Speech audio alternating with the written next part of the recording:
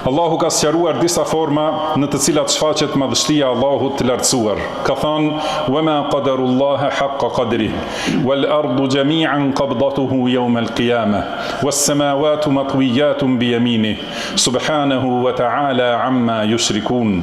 Ata nuk e kanë vlerësuar siç duhet madhështinë e Allahut. Në ditën e Kiametit, e tërë toka do të jetë në grushtin e tij, ndërsa qiejt do të mbështillen në të djathtën e tij. I pastër nga tmetat është ai dhe i lartësuar mbi ata që ja shoqërojnë atij në adhurim.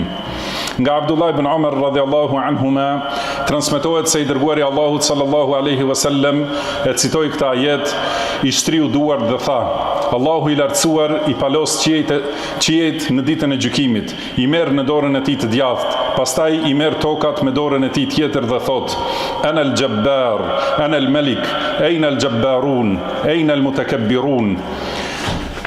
Pra, unë jam i gjithë pushtetshmi, unë jam mbreti, ku janë ata që kishin pushtet, ku janë ata që ishin mendjemdhenj? Profeti sallallahu alaihi wasallam duke i thënë këto, i shtrinte dhe i mblidhte duart dhe nga kjo filloi mimberi i tij të luhatet, saqë u friksuam se do të bjerë bashkë me të. Transmetojnë Nesaiu ibn Majah me pak dallim, Albani thot sahih dhe baza e hadithit gjendet në 2 sahihet.